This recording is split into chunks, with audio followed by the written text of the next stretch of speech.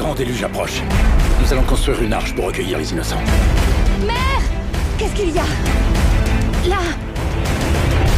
Ce printemps, Hollywood nous a préparé encore une super production sur thème biblique. Cette fois, on s'intéresse à Noé, à l'arche, aux personnages, au récit du déluge. Mais qu'en est-il vraiment de cette histoire biblique? Que nous révèle réellement l'Ancien Testament? Revenons un peu aux sources. Alors, pour replacer le récit de Noé dans son contexte biblique, il faut se rappeler qu'on est au début de la Bible. On est au chapitre 6 à 8 du livre de la Genèse. Donc, on est très proche du récit de création.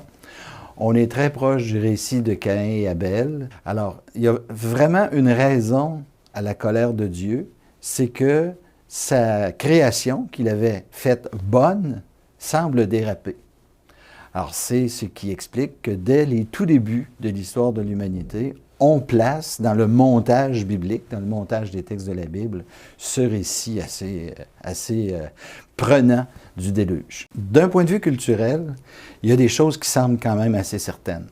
Par exemple, pour les gens de la région de Jérusalem, une histoire d'inondation comme ça ne fait pas sens. Parce qu'on est habitué à vivre dans les montagnes et des inondations, on en a seulement lorsqu'il y a des petits torrents qui débordent, peut-être quelques jours par année. Par contre, le peuple de Dieu a été pendant des décennies exilé en Mésopotamie, à l'autre extrémité du croissant fertile. La Mésopotamie, c'est le pays entre les deux fleuves, le Tigre et l'Euphrate. Et c'est vraiment un territoire où il y a beaucoup d'inondations, c'est très fréquent. Pour le peuple de Dieu, c'est une importation, c'est du recyclage culturel.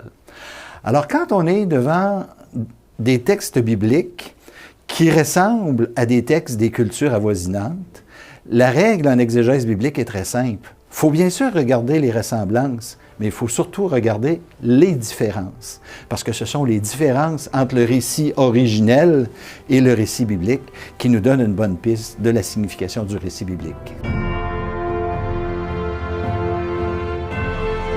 Dans le récit babylonien du déluge, de l'épopée de Gilgamesh, on se rend compte, par exemple, que Utnapishtim, qui est sauvé du déluge avec sa famille, est sauvé quasiment par accident. C'est le dieu Ea, le dieu des eaux douces, Homeméré. Et c'est comme ça qu'Utnapishtim a su ce qui se préparait. Alors, on voit dans la Bible que ce n'est plus ça du tout. On voit dans la Bible qu'il y a une raison à l'humeur du Créateur, c'est la perversion, et qu'il décide de repartir à neuf. Et il décide de le faire en ayant comme allié un homme juste avec qui il fait alliance. Alors que dans le récit babylonien, c'est quasiment par dépit que les dieux découvrent à la fin de l'histoire qu'il y a un être humain qui a survécu. Dans le récit biblique, c'est le contraire. Dieu fait tout pour qu'il y ait une famille humaine qui puisse redémarrer l'humanité.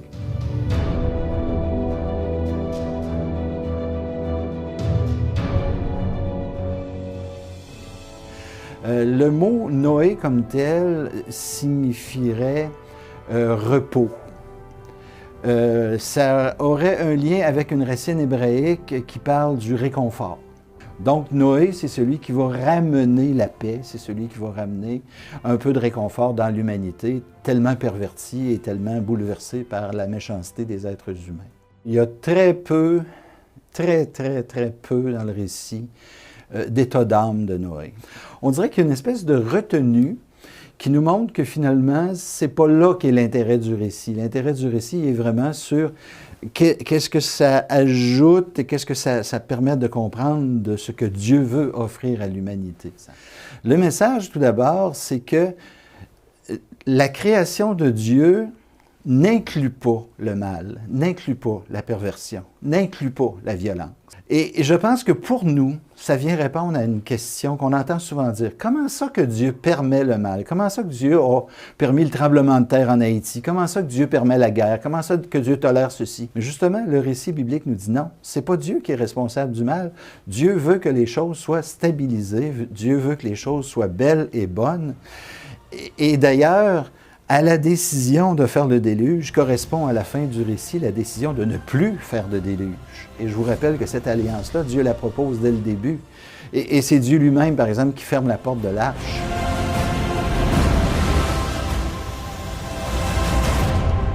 Bien, je pense que pour nous, chrétiens, aujourd'hui, déjà en lisant correctement le texte du Premier Testament, ce qu'on appelle d'habitude l'Ancien Testament, bien, en se disant qu'il y a déjà là-dedans un message signifiant pour toute l'histoire de l'humanité, je pense que ça serait déjà amplement suffisant. Mais évidemment, il y a toute la symbolique de l'eau qui est associée pour les gens de la région de Jérusalem à la symbolique du mal. Alors je pense que là, on peut facilement faire des liens avec le passage de Jésus à travers la mort, avec tout le baptême et tout ça. Je pense que toute cette imagerie-là peut jouer. Mais moi, je serais porté à dire, je pense qu'il faut prendre au sérieux le récit de Noé en alliance avec Dieu tel qu'il est. Le texte biblique comme tel, déjà, est très instructif pour nous chrétiens d'aujourd'hui.